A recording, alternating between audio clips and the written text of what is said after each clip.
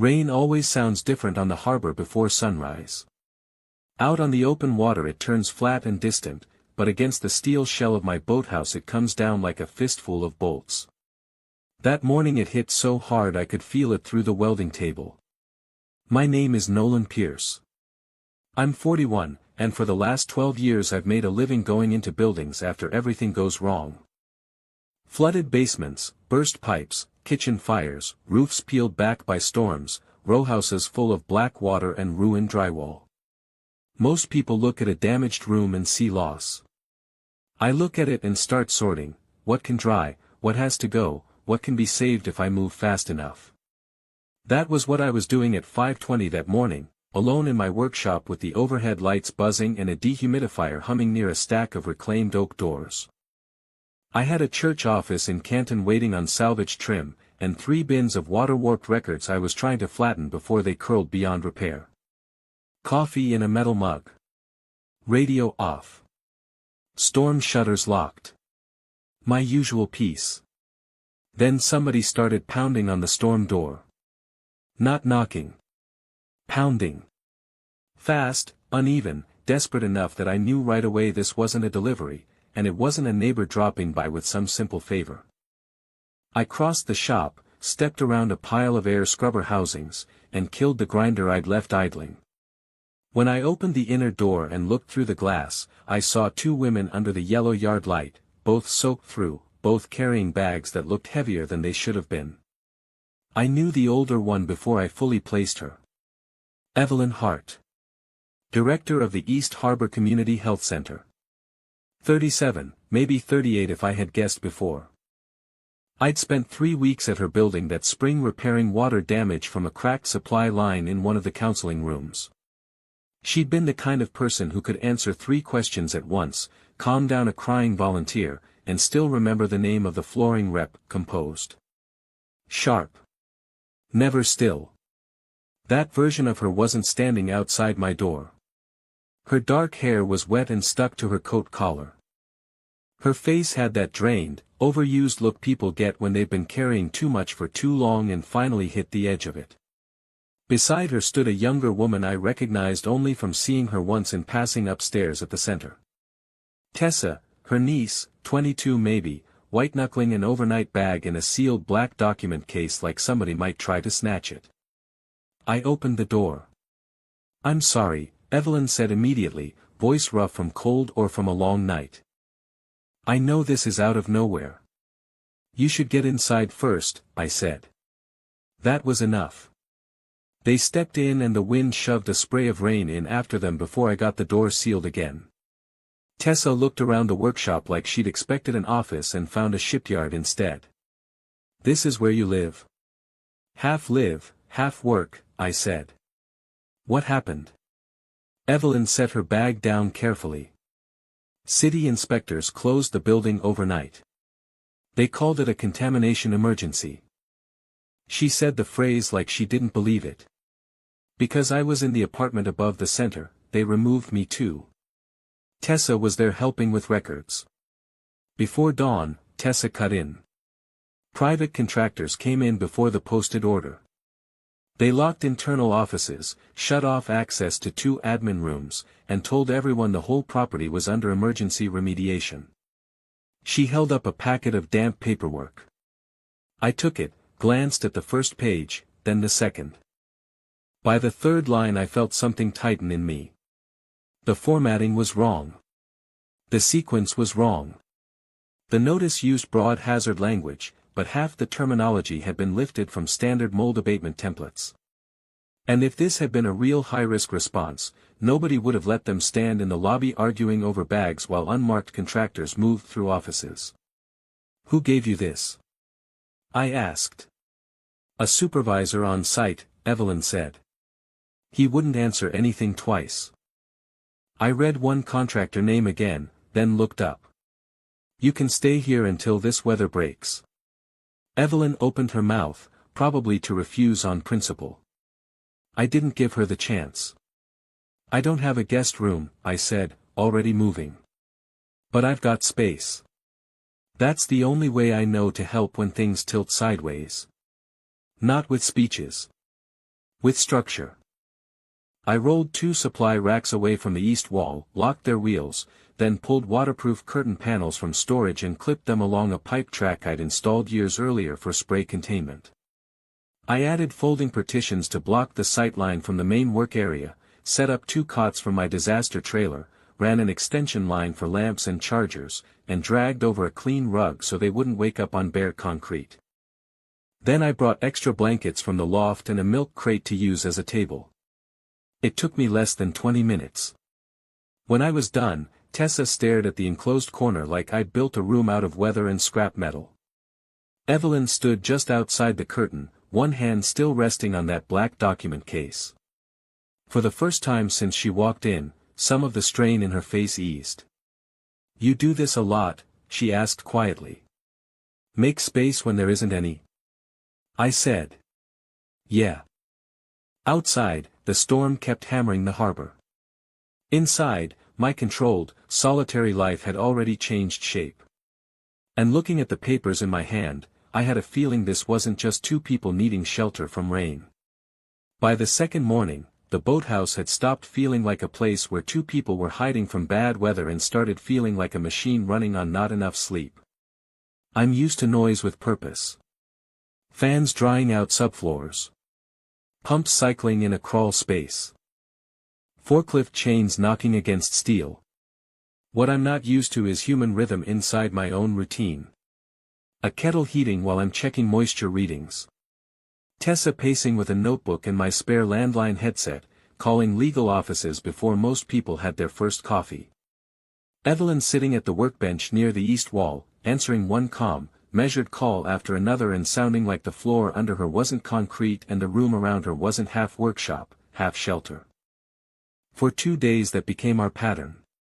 Tessa worked the phones like she was trying to hold a roof up with bare hands.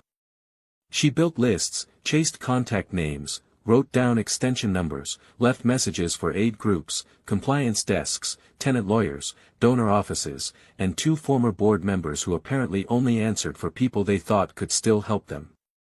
Every hour or so she'd look at me and say, "Do you know where the stapler went?" like I ran an office supply warehouse.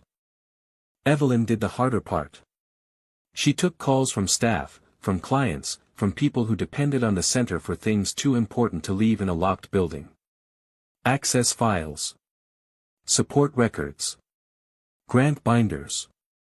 Paper trails no one thinks about until somebody bars the door and suddenly every missing folder becomes a person left waiting.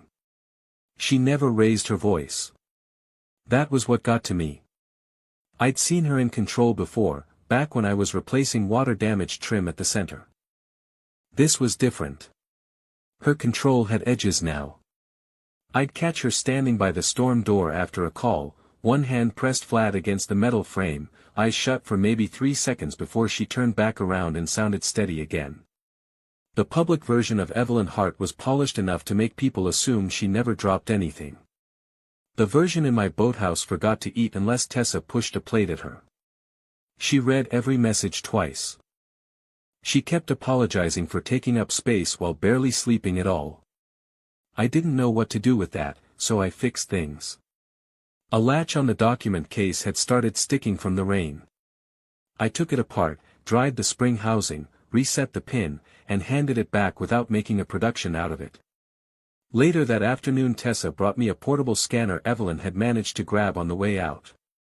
The hinge was bent, the feed rollers jammed, and one corner looked like somebody had dropped it on concrete. "Can you save it?" Tessa asked. I set it on the bench under the task lamp. "Depends how much patience you've got. I'm staying here with the man who built us a room out of curtains," she said.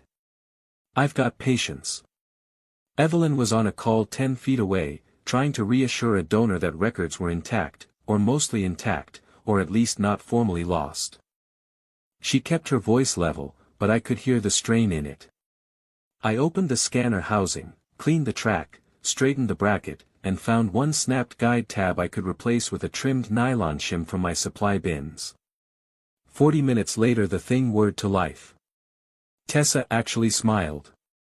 "That's unsettling." "What is?" "You look happiest when something is half broken." That's because half-broken can still be saved. Evelyn turned at that. Only for a second, but I saw the look in her eyes. Tired. Grateful. Careful. That evening she finally handed me the closure packet and asked what I'd seen the first morning that bothered me. I spread the pages across the worktable. This notice borrows language from standard mold work, I said. See here, here, and here. But the crew you described showed up in full chemical response branding. Tessa leaned in. Which means? Means it's theater. Real teams don't mix that kind of language unless they're sloppy or in a hurry. And if this was a real high-level containment event, the sequence would be different. Access logs first. Perimeter control second. Chain of custody on records immediately. Evelyn folded her arms. You're sure? I make my living around bad buildings, I said. Bad buildings still follow patterns. This doesn't. She stared at the paperwork long enough that I could almost hear the thoughts settling into place. That was when the calls started changing. Staff weren't just asking when they could get back in. Donors were asking why medication support files couldn't be retrieved. One counselor needed archived family case notes for an active placement issue. A grant officer wanted access to compliance binders by Friday. Every missing cabinet suddenly had a deadline attached to it. Late that night, after Tessa finally gave up and curled under a blanket with legal pad still beside her, Evelyn stayed at the bench while I packed away tools. There's something I didn't tell you, she said. I waited. The owner of the property has been pushing a redevelopment proposal for months. They want the whole block cleared. Health offices, small housing units, everything. She looked down at her hands. A luxury medical corridor, that's what they call it when they're being polite. And the center said no. I said no. Her voice was quiet, but there was iron in it. We kept finding displacement issues buried under the proposal. People moved without proper support, older residents priced out, service access reduced, promises made in public that didn't match the private drafts. The rain had stopped by then, but I could hear harbor water knocking against the pilings under the floor. Tessa saw something else, she said. As if her name pulled her back awake, Tessa sat up from the cot, hair a mess, eyes still half closed. I saw maintenance workers taking hard drives out of a back office before the order was posted. I thought they were securing equipment. Now I don't think that. I looked from one of them to the other, then back at the pages spread across my table. This wasn't a building problem. It wasn't even just an eviction with better paperwork. Somebody had staged a crisis, pushed Evelyn out fast, and gone straight for the records that mattered. And once I saw that, I couldn't unsee it. I was at the main table with Evelyn's closure packet spread under my task light, a pencil in one hand and a cup of dead coffee in the other. Tessa sat cross-legged on one of the cots behind the partition, laptop open, pulling up whatever she'd managed to save before they were pushed out. Evelyn stood at the window facing the harbor, phone in her hand, not calling anyone, just thinking. I went through the paperwork line by line. When you spend enough years inside damaged properties, you stop seeing forms as official just because they carry a seal and 3 signatures. Real emergency work has a sequence to it. Somebody assesses. Somebody documents. Somebody controls entry. Somebody accounts for what gets touched and what gets removed. Even a rushed job leaves a pattern. This packet didn't. The first problem was the contractor license number. It was formatted like a state remediation credential, but 2 digits were off from the sequence Maryland usually used. The second problem was timing.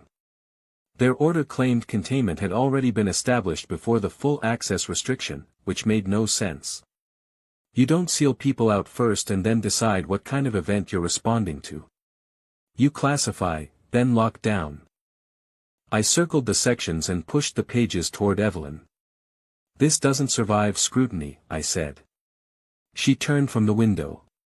You sound very sure. I am. I tapped the margin with the pencil.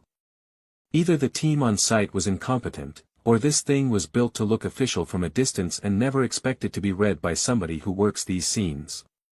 Tessa looked up fast. So we can fight it. Evelyn didn't answer right away. She came to the table, read what I'd marked, then exhaled through her nose like somebody trying not to give hope too much room. It's not that simple, she said. It rarely is. Her eyes shifted to the far side of the room, to the racks, the tools, the stacked air movers, anywhere but me. If I push this into daylight, they won't just defend the closure. They'll come after everything they can use. Delayed audits. Gaps in our reporting. Funding weaknesses. Half the work we do depends on keeping fragile systems moving while pretending they're more stable than they are. Tessa shut her laptop. So what, we let them do this? No. Evelyn's answer came fast, sharper than anything she'd said all morning. Then her voice lowered. I'm saying they know where we're vulnerable.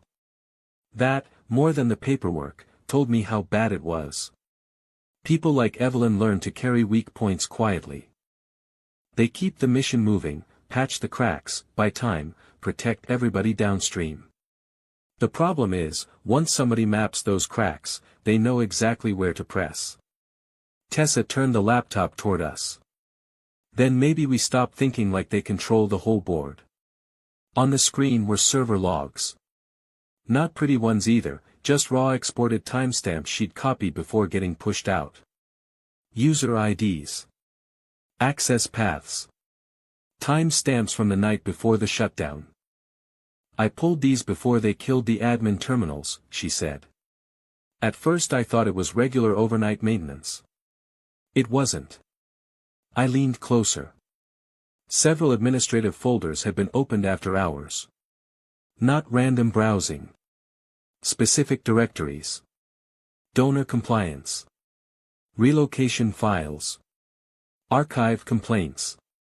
Zoning correspondence. Whoever was inside the system knew exactly where to go. Evelyn moved beside me. Those records should have required internal approval. Did they have it? I asked. No. Tessa pointed to one entry. This account belonged to a staff machine in the deputy office wing. But the timestamps don't match any scheduled access. I looked at her. You still have the exported file? In 3 places. That almost made me smile. Good. I spent the next 2 hours making calls of my own. Insurance adjusters, one city facilities contact who owed me a favor from a courthouse flood job, an old environmental subcontractor I trusted because he hated shortcuts more than I did. By noon I had a name tied to the cleanup crew. By 1:30 I had a little more. The subcontractor handling the so-called emergency wasn't a real specialist in any meaningful sense. It was a shell outfit. Short history, thin public footprint, mostly tied to rushed demolitions, contested closures, and jobs where ownership changed hands right after the mess was declared too expensive to fix. I set my phone down and looked at Evelyn. This was arranged. She didn't flinch. Maybe because she already knew. Maybe because hearing it out loud made the room feel smaller. Tessa got to her feet. Then we need proof from inside the building. We need to know what they took and what they were looking for. I nodded once. And we need to stop the owner from claiming the center was abandoned. That was when Evelyn's phone buzzed. She checked the message, and I watched the color leave her face. Not dramatically. Just enough to tell me the next thing was worse. What is it? I asked. She handed me the screen. It was a city compliance notice. Formal, cold, written in that polished language institutions use when they want consequences to sound neutral. Unless she appeared at a hearing with proof of remediation status and operational compliance, the nonprofit could lose its protected standing. If that happened, the owner could begin the process of permanent asset transfer. Date? I asked. 48 hours. Tessa swore under her breath and started pacing. Evelyn just stood there, arms folded tightly, the way people stand when they're holding themselves together by force. I looked from the message to the packet on my table, then to the wet gray light over the harbor. 3 days earlier, she'd shown up at my door needing a dry place to stand. Now we had a clock running, a staged closure, targeted records, and a shell contractor tied to rushed seizures. I folded the notice once and handed the phone back. Then we stop reacting, I said. We build a plan. Evelyn met my eyes. Tired as she was, there was something steadier in her expression now. Not relief. Not trust all the way yet. But the beginning of it. And in my line of work, that was usually the point where salvage started. That wasn't a sentence I ever expected to apply to Evelyn Hart, and honestly, not to me either. I'm not built for dramatic moves. I'm built for planning, for load paths, for moisture maps, for knowing which wall can come down and which one keeps the whole roof from folding. But the compliance hearing was coming fast, and by then we knew 2 things for sure: the official closure didn't make sense, and somebody had gone after very specific files. So we stopped talking about whether it was a bad idea and started figuring out how to do it without getting trapped.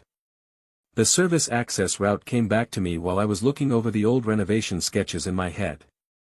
During the spring job at the center, I'd worked around a delivery corridor at the rear of the building, a narrow run between the old utility room and a storage alcove nobody used except for extra chairs and broken shelving. The outer latch had been unreliable even then. If the closure crew focused on the main entrances, there was a chance that side route had been treated like an afterthought. At 11:30, Tessa and I left the boathouse in my work truck with the lights off until we cleared the waterfront road. Evelyn stayed behind with 2 phones, a legal pad, and a story ready in case either of us got stopped. She hated not coming with us. I could tell by the way she stood beside the passenger door before we left, arms folded tight, trying to look like she was just reviewing details. 10 minutes without a check-in, I start calling, she said. 15, I told her. Nolan. Fine. 10. Tessa was quiet until we turned onto the block behind the center. Then she looked at me and said, "You know, for somebody who keeps pretending this is just logistics, you sound a lot like a person who cares." I kept my eyes on the alley. I care that people don't get steamrolled by bad paperwork. She gave me a look that said she didn't buy that whole answer, but she let it go. The rear service door was exactly where I remembered it, tucked beneath a rusted exterior stair and half hidden by plastic bins the closure crew had shoved aside. The padlock hanging on it looked official from a distance.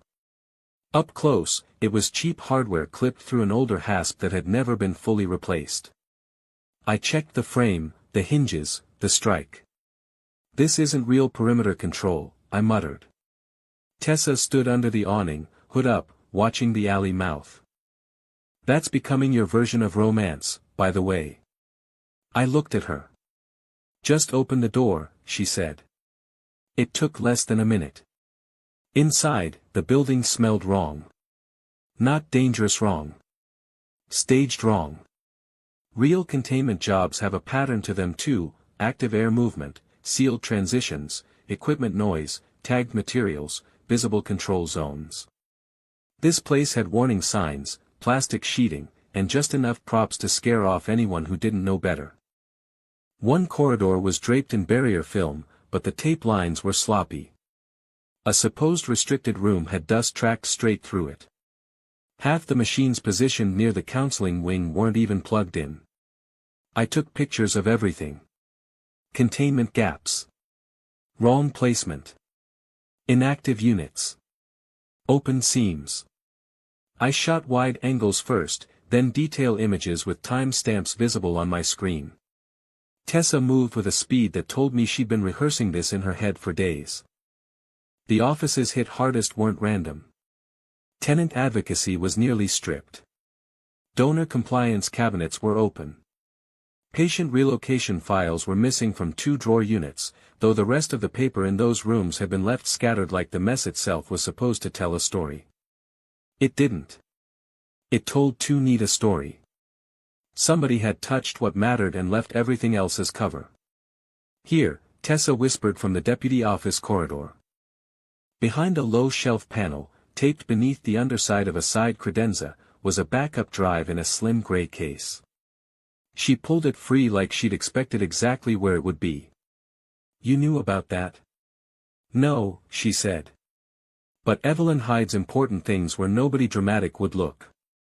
I almost answered that this was the first encouraging thing I'd heard all night, but footsteps cut across the lobby. Not loud. Not close. But enough. Tessa froze.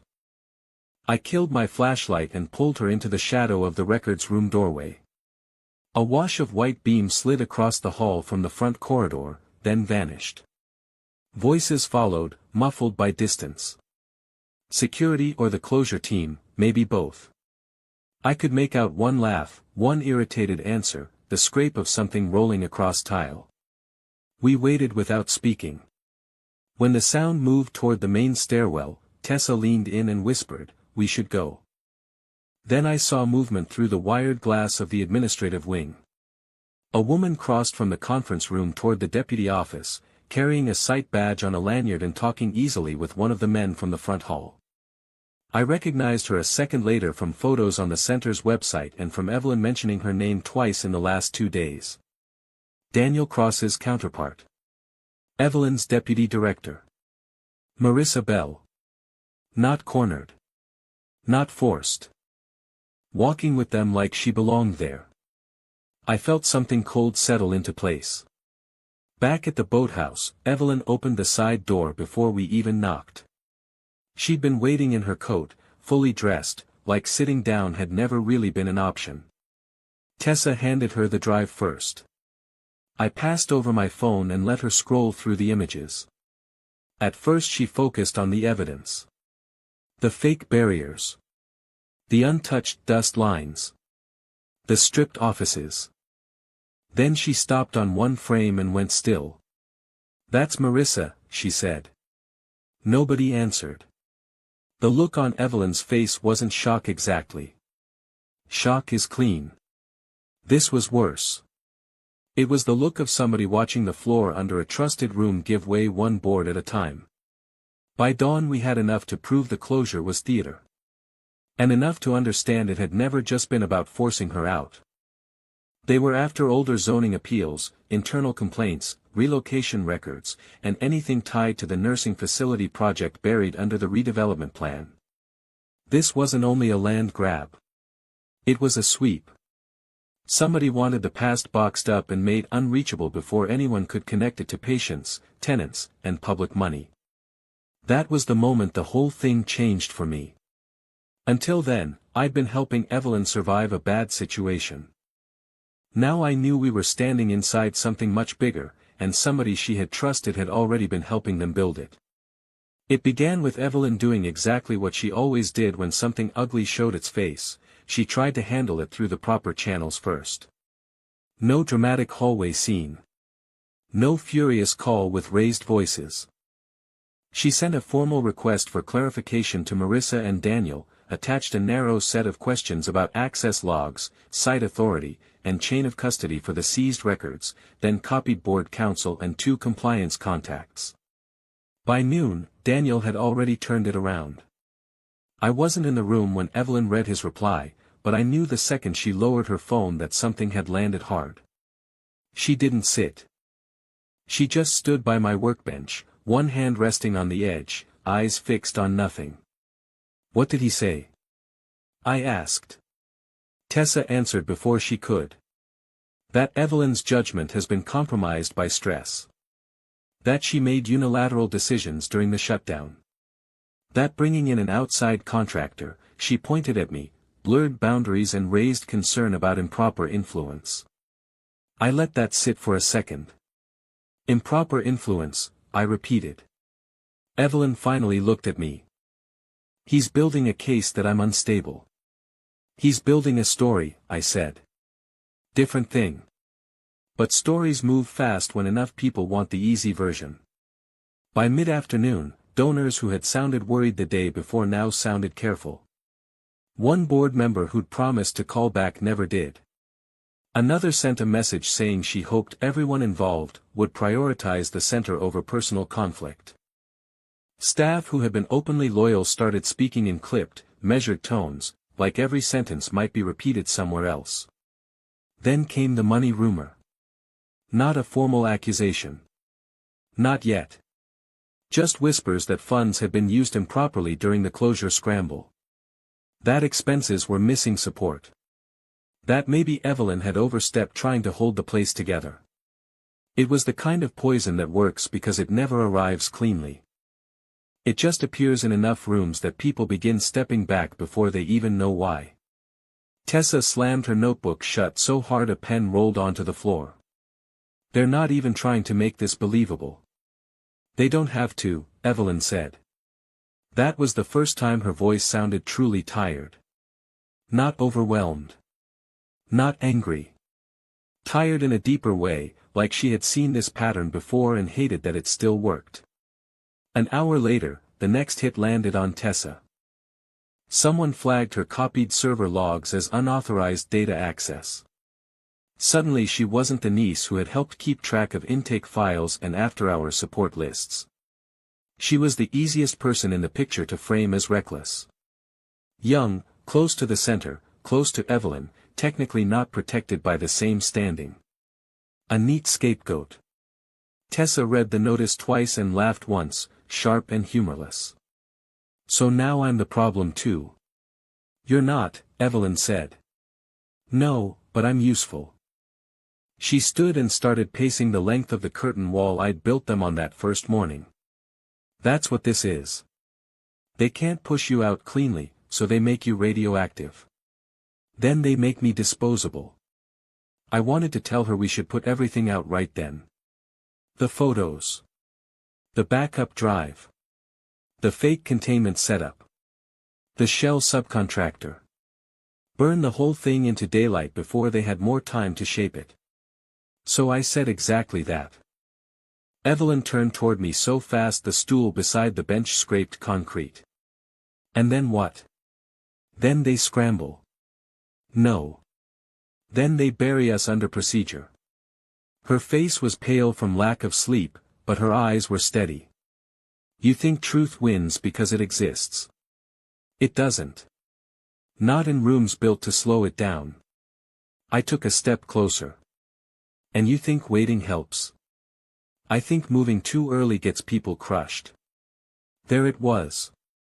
The split between us, finally out where neither of us could pretend it wasn't there. To me, pressure meant reinforce the weak point and hit back before the frame gave way. To Evelyn, pressure meant every wrong move could bring the whole structure down on the people still standing inside it.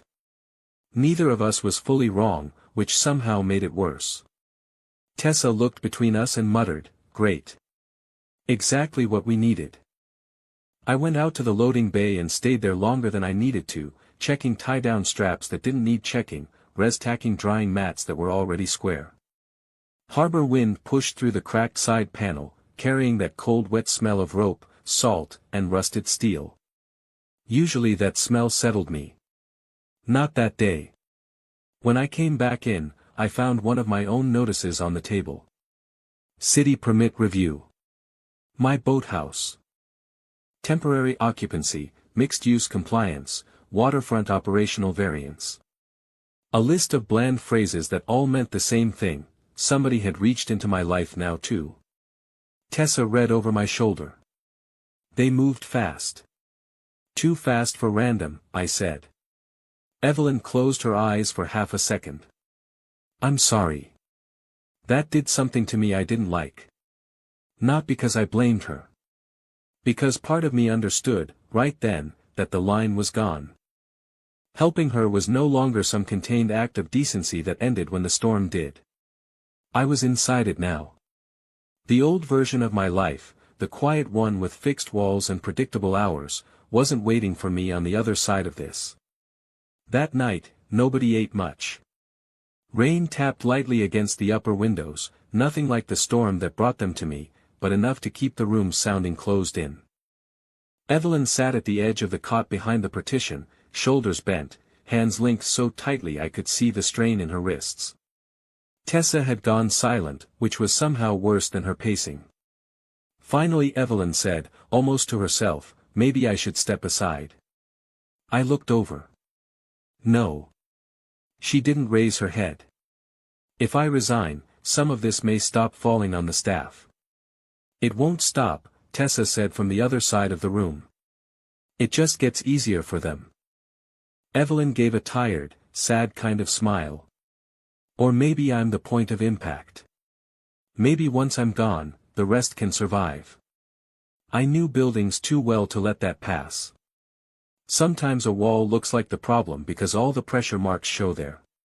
But take it out, and you find out it was the only thing keeping the load from crushing everything behind it. I leaned against the work table and looked at her across the dim light and hanging curtain panels. For the first time since she came through my door, Evelyn Hart looked like a woman considering surrender, not because she believed she was beaten, but because she could still imagine sacrificing herself to keep everybody else standing. And that was the lowest point yet, because I could see she meant it. There isn't anywhere to disappear in my place. You can turn your back, you can move to the loading bay, you can make a lot of noise with tools you don't actually need, but you still feel the other people in the room. Their footsteps. The pause before someone answers a call. The weight of what hasn't been said. Evelyn stayed behind the partition most of that morning, working through messages with a voice so steady nobody on the other end could have guessed she had almost talked herself into stepping down the night before. Tessa sat at the main bench with her laptop and 2 chargers plugged into the same strip, chewing the inside of her cheek while she sorted through the backup drive and the exported logs again. I kept busy because that's what I do when the air gets too tight. I rebuilt a warped cabinet face for a client in Fells Point. I swapped out bearings in one of my older air movers. I reorganized a shelf that didn't need reorganizing. None of it changed the fact that every time I looked toward the curtain wall, I knew the real problem was still standing there. It finally broke around dusk. The rain had come back, not hard, just steady enough to blur the harbor lights. Tessa was at the far end of the room muttering over a chain of messages she had been trying to reconstruct from cached files. Evelyn stepped out from behind the partition with her coat on but nowhere to go, which told me she needed movement more than air. "We can't keep doing this," she said. I set down the wrench in my hand. No. For a second neither of us moved. Then she crossed the floor and stopped on the other side of the work table. "I wasn't trying to push you away," she said.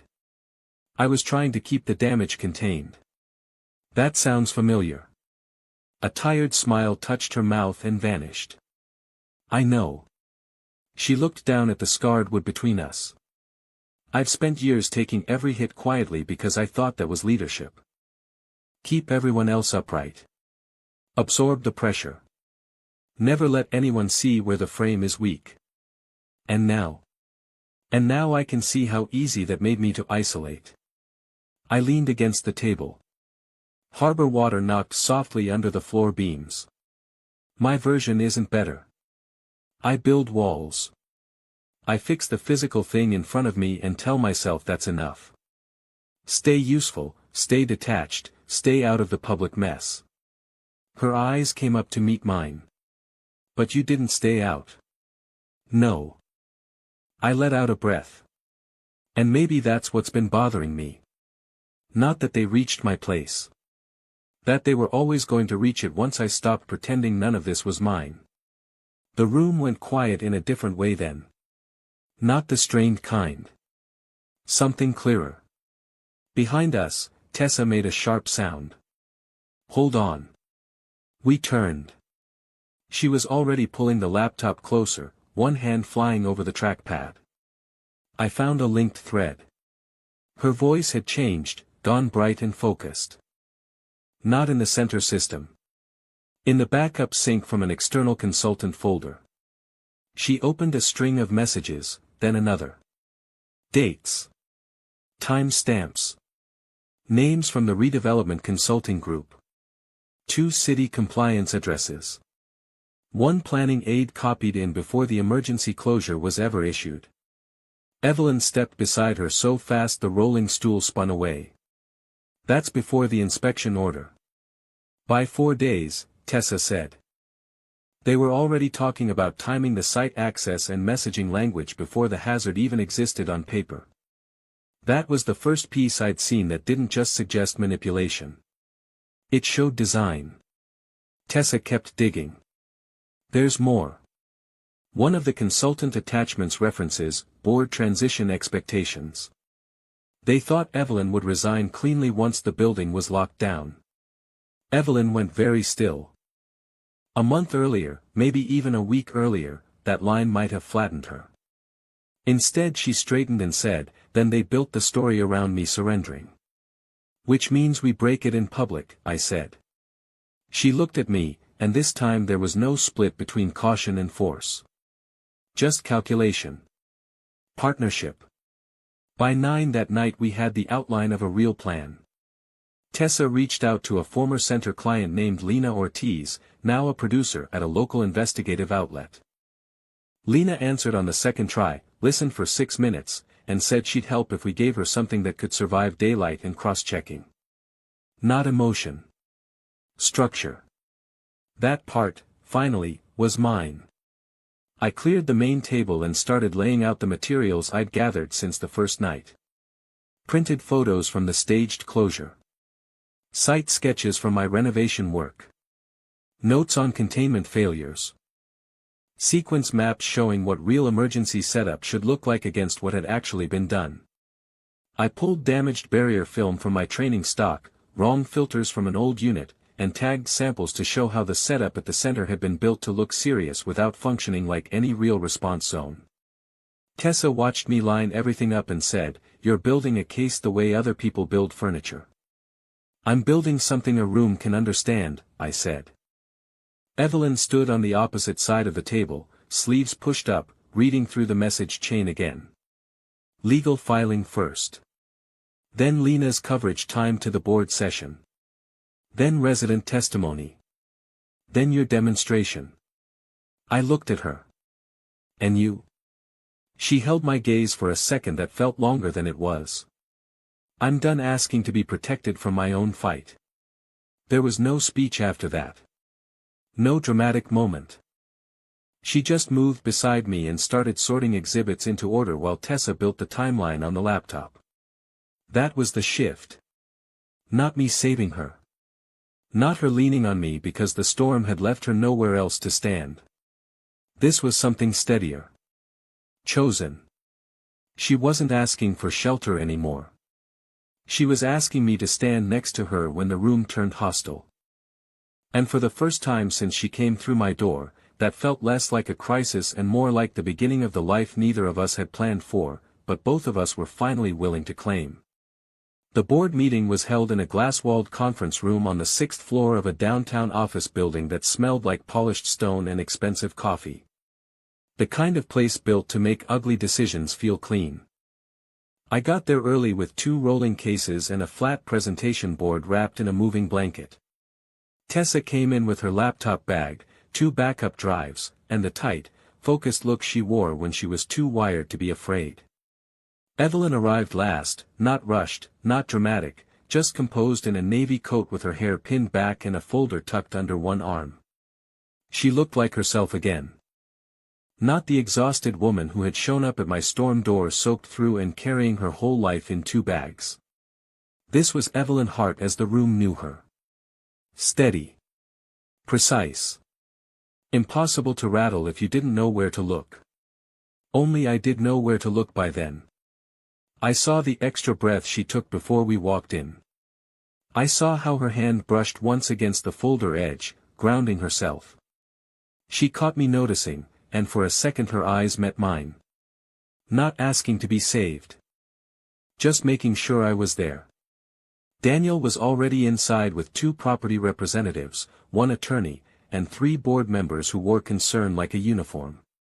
Marissa sat near the far end of the table, expression carefully neutral, as if she had somehow wandered into the wrong meeting by accident. The city compliance officer called the room to order, and Daniel began exactly the way I knew he would. Not with facts. With framing. He spoke in that smooth administrative tone people use when they want a takedown to sound responsible. Evelyn, he said, had made a series of unstable leadership choices during a difficult operational event. Her judgment had become impaired by pressure. Her refusal to cooperate with the remediation process had placed the organization at risk. Outside influence had worsened matters. That last part came with a brief glance in my direction, just enough to remind the room I was the contractor in work boots standing beside the woman they were trying to recast as a problem. He thought he had the story locked. Then Evelyn stood. She didn't defend herself first. That was what changed the air in the room. She didn't rush to deny, soften, or plead. She opened her folder, placed 3 copies of a timeline on the table for counsel and the compliance officer, and began dismantling the sequence piece by piece. She walked them through the after-hours access records, the pre-closure site activity, the missing chain of custody process for internal files, the selective stripping of rooms tied to relocation, donor oversight, and zoning objections. Every point was anchored to time, to names, to records they hadn't expected her to hold. Daniel interrupted twice. Evelyn didn't raise her voice. She just answered him more narrowly each time until the interruption itself started making him look nervous. Then Tessa took over. She connected her laptop to the room's screen with hands that were steady now, even if they hadn't been the night before. She pulled up the exported server logs, then the consultant message chain, then the time-stamped exchanges showing redevelopment staff and compliance contacts discussing access, timing, and messaging days before the official hazard existed on paper. One of the board members leaned forward. "Are these authenticated?" Tessa looked right back at him. "They are preserved in original export format, duplicated across media, and already provided to counsel this morning." That was the moment Daniel's posture changed. Not much. A shoulder tightening. His jaw setting harder. But I saw it. He had expected panic, not preparation. Then it was my turn. I rolled my first case to the open side of the room and set the materials on the conference table one by one. Barrier film. Filter tags. Printed site photos. A simple layout board showing how real emergency containment is built compared to the staged setup inside the center. I kept it plain because plain lands harder. "This is what a real response zone requires," I said, pointing to the sequence map.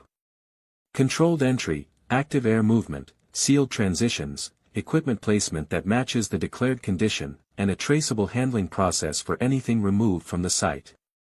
Then I pointed to the enlarged photos from the center. Here's what they actually had. Inactive units. False barriers.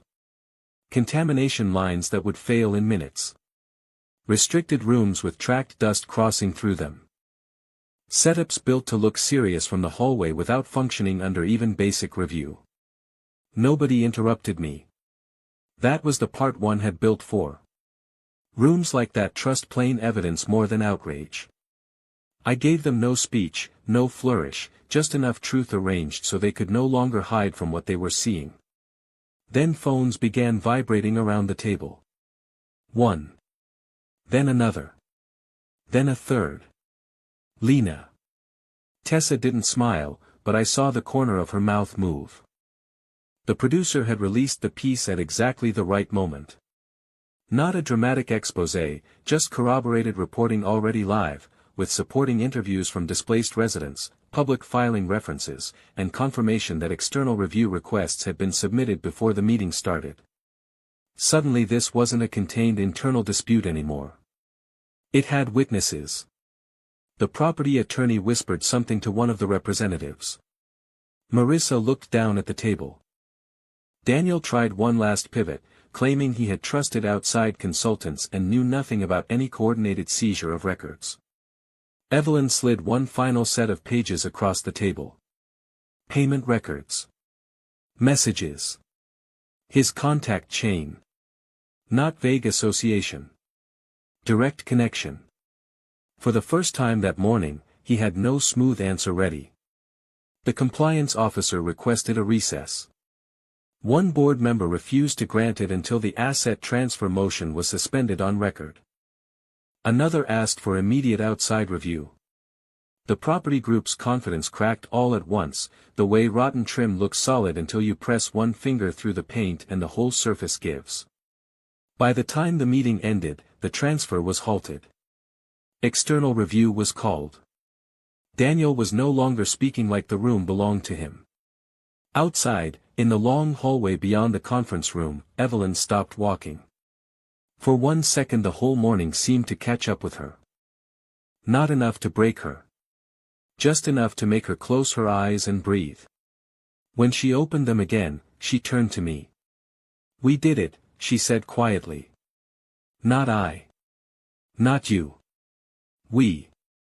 And standing there with the city spread out gray beyond the glass, Tessa already fielding calls beside us, I realized the real victory wasn't only that the lie had collapsed in public. It was that they had built their whole plan around Evelyn being isolated and me staying invisible.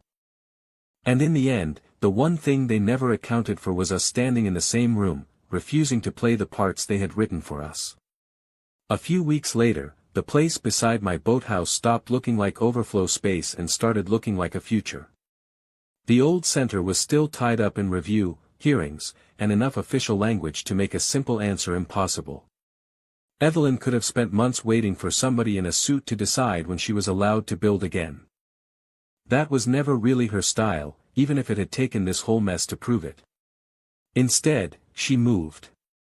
There was an unused warehouse section 2 lots down from my operation, part of an old waterfront storage building with high ceilings, cracked loading concrete, and just enough structural sense left in it to be worth saving.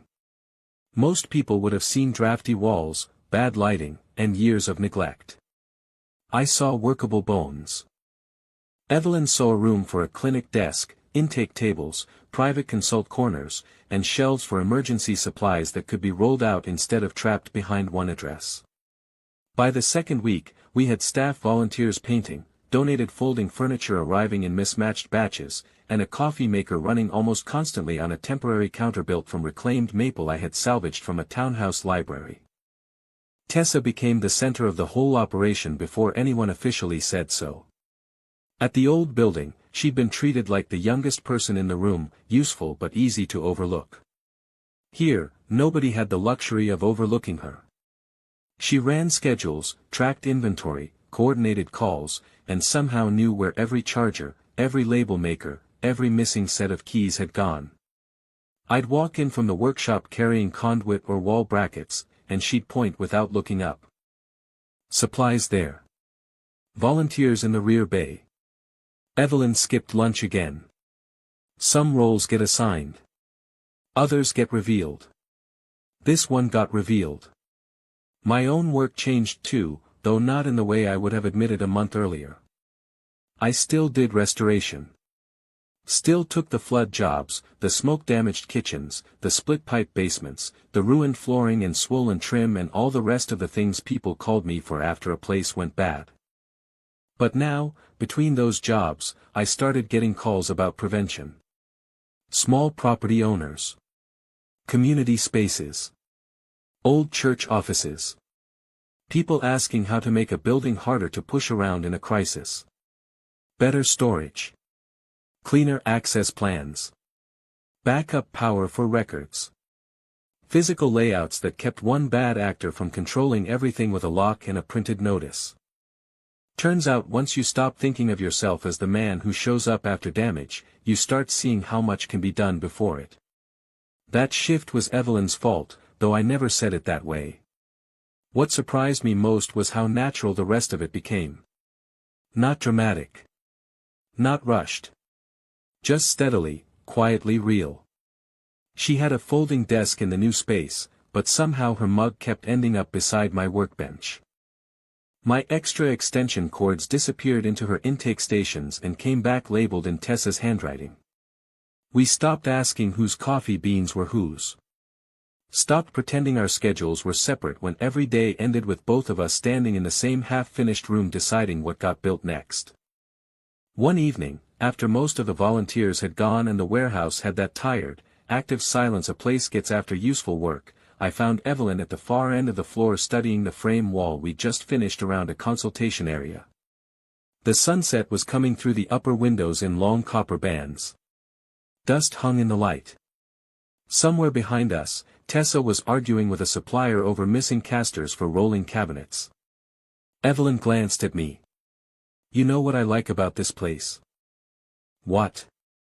"If somebody tries to corner us again, they'll have a harder time finding the walls." I looked around. Open sight lines. Mobile stations.